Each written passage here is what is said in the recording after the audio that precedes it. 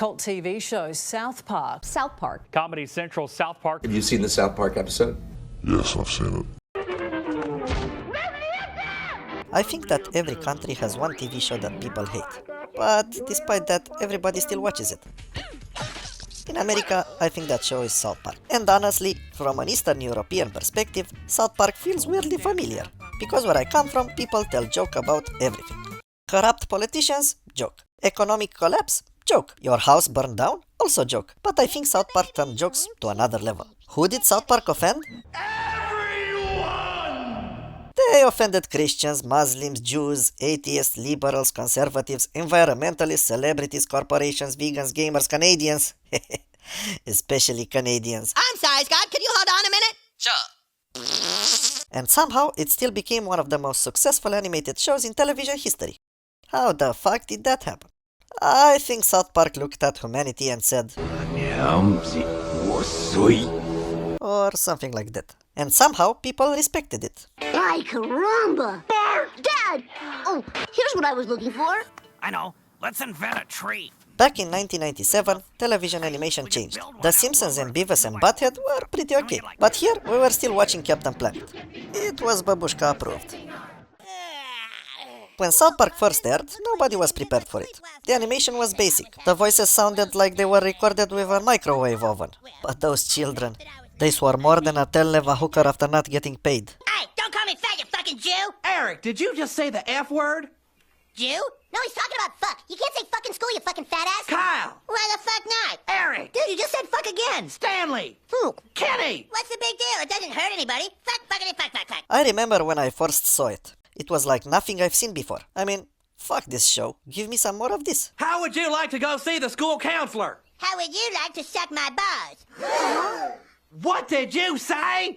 I'm sorry. Actually, what I said was... How would you like to suck my balls, Mr. Garrison? It quickly became my favorite show. But immediately people lost their minds. Parents called it disgusting, the church called it immoral, politicians called it dangerous. Meanwhile, millions of viewers looked at this chaos and they were like... South Park was simple, direct, effective, and most of all, hilarious. 4 children walking around a mountain town where every adult behaves like they suffered brain damage from expired vodka. The perfect formula. But South Park survived while other offensive comedies died, because nobody is safe from its jokes. The show even mocks itself. South Park sucks now? Yeah, everyone knows it. South Park sucks now. Now that's what I call equality, right? If a show only attacks one political side or religion, it eventually becomes propaganda. South Park attacks literally everyone. Canada is something special for them. Trey Parker and Matt Stone, the creators of South Park, confirmed it. I'm from Canada.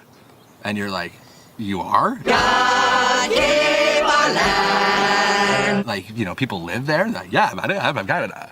And they always talk like that. They go, If you don't stand with your fellow Canadians, then you are a rat. Don't call me a rat, buddy.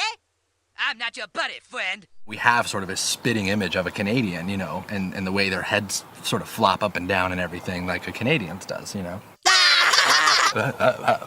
People can tolerate offensive humor if they believe the creators are genuine. But if comedians sound fake, audiences become angry immediately. When I make jokes, they are inherent to a story. Deep, situational, and emotional jokes based on what is relevant and has a point. Not just one random interchangeable joke after another. And of course, no celebrity escaped the South Park grinder. Tom Cruise, Jennifer Lopez, Paris Hilton, Bono. Even Satan itself got character development. At some point, appearing on South Park became a weird badge of honor. Because if the show mocked you, it meant you were actually important enough to matter. Unless you were Mel Gibson. One of the funniest things South Park ever understood is that celebrities desperately want to control their public image. Hollywood spends billions trying to look perfect, but South Park comes in and says, no, you look like shit. And viewers love that. Because regular people are exhausted by fake perfection. Especially now. Modern celebrity culture feels like being trapped in an elevator with people constantly smelling their own farts and call it activism. South Park cuts through that nonsense like a 10-year-old from Eastern Europe cut school. If you want to help the channel and Babushka, don't forget to subscribe, hit the ding dong, and give the finger. Now, here is the important part. South Park is not popular only because it is offensive. Anybody can be offensive. Even my Babushka when I don't eat my chorba. What made South Park special is the speed that the creators can produce episodes. Sometimes within a week. That means when a major event happens, South Park reacts almost immediately. Most TV shows, by the time they respond to current events, everybody already forgot the original problem. Dumb, stupid, good but dated in its view of gender norms. South Park reacts quickly, and because of that speed, the show becomes culturally relevant for decades. The internet is for poor. The internet is for poor. When the internet changed society, South Park adapted. Also, when political correctness exploded online, and when social media became the thing, South Park was there. The show survived because it evolved. I just saw a copy of the school newspaper in which a student used the word retarded to refer to our cafeteria lunch policy. The word retarded does not belong in our school! Who is in charge of the school paper? Because I'm about to break their f***ing legs! Let's not forget about the people constantly arguing about South Park politically. Whether they think it's on this side or on that side, honestly, I think the show behaves like an exhausted bartender who hates every customer equally. The creators often mock extremism itself, not just political beliefs, and this became incredibly powerful during the internet age. Oh, fuck no!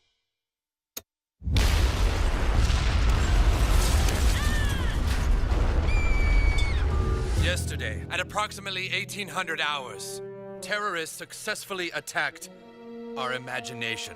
Everybody lives inside their digital gangs. You pick a side, you repeat approved opinions, and you attack outsiders. Congratulations, you suck. Babushka does not approve. The show looked at this madness and decided to throw rocks at everybody. But that angered some Karens, especially activists who want entertainment to fully support their worldview. But no matter. Millions of viewers appreciated having one major show that refused to kneel before an ideological army, even when the jokes failed. And yes, sometimes South Park absolutely failed. Some episodes aged terribly, not all jokes landed, and some topics were handled poorly. But the show kept taking risks. And you know what? We as an audience respect that.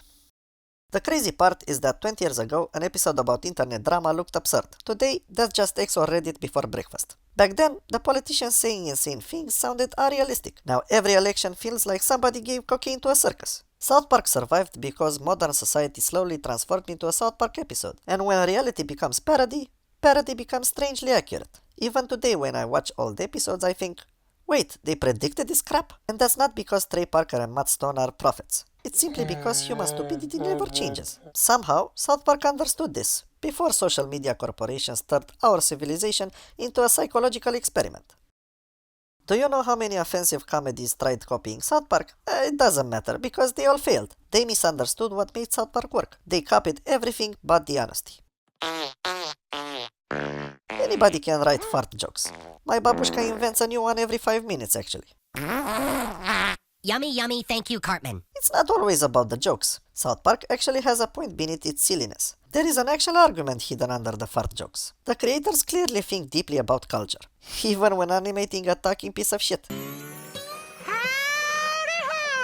Also, the show never became visually polished. Yes, it got better looking over the years, but it kept its rough and handmade style. But that simplicity became part of its identity. If South Park suddenly started looking like a Pixar movie, people would riot in the streets. With me in the front row, of course. Anyway, I like to think ideas matter more than visual perfection.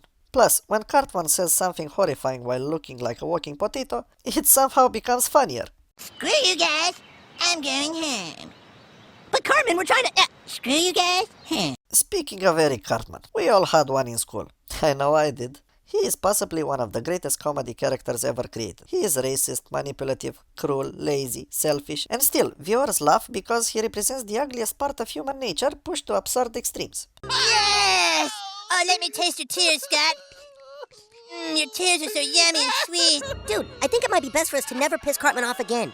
Good call. If somebody asked me to draw the internet, I would draw Eric Cartman. The genius part is that South Park rarely rewards Cartman. Usually his plans fail a lot of the time. The show allows audiences to laugh at terrible behavior without fully endorsing it. Now that's pure genius.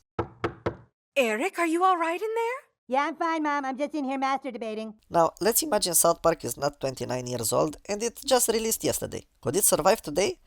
Probably not. Everybody fears backlash. The internet gets angry for 6 minutes and billion-dollar companies collapse emotionally. Just like Babushka beating the crap out of me with her shoe for not eating the entire plate of sarmale. I think South Park survived because it began in a different era. The good old days before social media outrage became a full-time profession. How dare you tell a joke today? Be careful not to offend those pussies. Nowadays, every joke gets analyzed like forensic evidence at a murder trial. And yet, South Park still continues.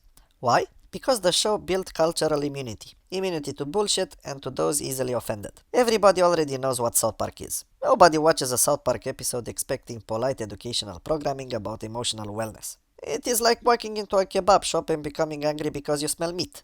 What exactly did you expect, you pussies? What do we do now? What do you mean? Now we can finally play the game. At its core, South Park survives because it understands one uncomfortable truth. People are tired of being lied to and they want something authentic. Something messy, even aggressive and stupid, but authentic. And authenticity is rare now. I also think that even people that hate the show secretly understand why it survives. Because deep down, freedom of comedy matters. A society unable to joke about itself becomes fragile. And fragile societies become dangerous. Without humor, everything becomes unbearable. Just look at what is happening online. South Park offended everyone because humanity itself is offensive. Do you know what Trey Parker and Matt Stone think about this? I'll tell you. They don't care. I'm here to tell you right now, we don't care. That is why the show remains popular after almost 3 decades. Also, because making fun of Canadians will apparently never stop being funny. What exactly does Canada want?